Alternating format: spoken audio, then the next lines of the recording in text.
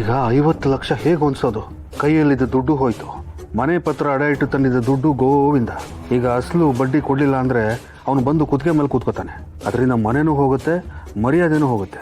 ಈಗಾಗಲೇ ಏಟು ತಿಂದು ಹುಷಾರಾಗಿದ್ದೆ, ಈಗ ಮತ್ತೆ ಸಿಕ್ಕಾಕೊಂಡು ಎಲ್ಲರ ಮುಂದೆ ತಲೆ ಎತ್ಕೊಂಡು ಓಡಾಡಿರೋ ಥರ ಆಗೋಗುತ್ತೆ. ನನ್ನ ಜೀವನ ಈ ಥರ ಆದರೆ ಇನ್ನು ಹರೀಶನ್ ಜೀವನ ಇನ್ನೊಂದು ಥರ. ಮೊದಲೇ ಅವನು ತೂತು ಮುಡಕಲ್ಲಿರೋ ಮೀನಿನ ಥರ.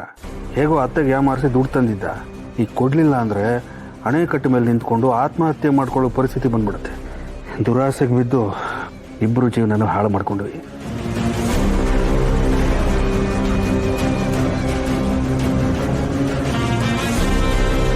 ಈಗ ದುಡ್ಡನ್ನ ಎಲ್ಲಿಂದ ಹೊಂದಿಸೋದು? ಲಾಸ್ಟ್ ಟೈಮ್ ತಗೊಂಡಾಗೆ ಜಯಂತ್ಗೆ ಬ್ಲ್ಯಾಕ್ ಮೇಲ್ ಮಾಡಿ ದುಡ್ಡು ತಗೊಳ್ಳೋಣವಾ? ಅವ್ನು ಕೊಡ್ತಾನ? ಕೊಡದೆ ಹೋದರೆ ನನ್ನ ಹತ್ರ ಇರೋ ಬ್ರಹ್ಮಾಸ್ತ್ರನ ಉಪಯೋಗಿಸಿದ್ರೆ ಕೊಡಲೇಬೇಕು. ಇದೇ ಕೊನೆಯ ಸಲ ಅವನ ಹತ್ರ ದುಡ್ಡು ತಗೊಂಡು ಸುಮ್ಮನಾಗ್ಬಿಡ್ಬೇಕು, ಮತ್ತೆ ಅವ್ನು ತಂಟೆಗೆ ಹೋಗ್ಬಾರ್ದು. ರೀ ಹೋಗದಾ ರೀ?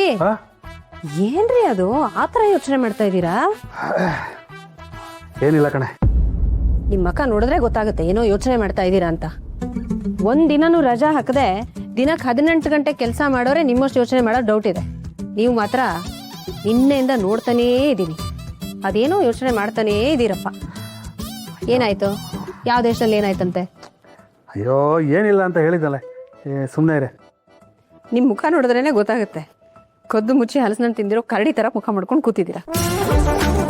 ಏನು ನಿನ್ನೆ ಅದೇನೋ ವೆಲ್ಡಿಂಗು ಅಂತ ಹೇಳ್ತಿದ್ರಲ್ಲ, ಅದ್ರ ಬಗ್ಗೆ ಯೋಚನೆ ಮಾಡ್ತಿದ್ದೀರಾ? ಒಂದಕ್ಕೊಂದು ಸಂಬಂಧನೇ ಇಲ್ದಿರೋಂಗೆ ಮಾತಾಡ್ತಿಲ್ಲ. ಈ ಹೆಣ್ಮಕ್ಳ ಹೀಗೆ ಒಂದು ಸಲ ಸಂಶಯದ ಭೂತ ಒಳಗೆ ಹೊಕ್ಕರೆ ಸಾಕು, ಅದೇನು ಅಂತ ತಿಳ್ಕೊಳ್ಳೋವರೆಗೂ ಬಿಡಲ್ಲ. ನಿಮ್ಗೆ ಹಿಡಿದಿರೋ ದುಡ್ಡಿನ ಭೂತಕ್ಕಿಂತ ಪರವಾಗಿಲ್ಲ ಬಿಡಿ ಈ ಭೂತ. ಈಗೇನು ನೀವು ಬರ್ತಿರೋ ಇಲ್ಲ ಹಿಂಗೆ ಆಕಾಶ ತಲೆ ಮೇಲೆ ಬಿದ್ದೋರ್ ಥರ ಕೂತ್ಕೊಂಡಿರ್ತೀರೋ? ಇಷ್ಟು ಬೇಗ ಅಲ್ಲಿಗೆ ಹೋಗಿ ಏನೇ ಮಾಡೋದು? ಈ ಸ್ವೀಟ್ಸ್ ಅಂಗಡಿನೋ ಅಥವಾ ಹೋಟೆಲ್ ಆಗಿದ್ರೆ ತಿನ್ನೋಕ್ಕೇನೋ ಸಿಕ್ಕಿರೋದು, ಅದು ಗ್ಯಾರೇಜು. ಅಲ್ಲಿ ಹಳೆ ಲಡ್ಕಾಸಿ ಗಾಡಿಗಳು ಬಿಟ್ರೆ ಬೇರೆ ಏನೂ ಸಿಗಲ್ಲ. ಹಾ ಏನ್ ಮಾತು ಅಂತ ಆಡ್ತೀರಿ? ಎಷ್ಟು ಚೆನ್ನಾಗಿ ಆಡಿದ್ರಿ. ಯಾರೇ ಗ್ಯಾರೇಜ್ ಓಪನ್ ಮಾಡ್ತಿರೋದು? ನಿಮ್ಮ ತಂದೆ ತಾನೆ.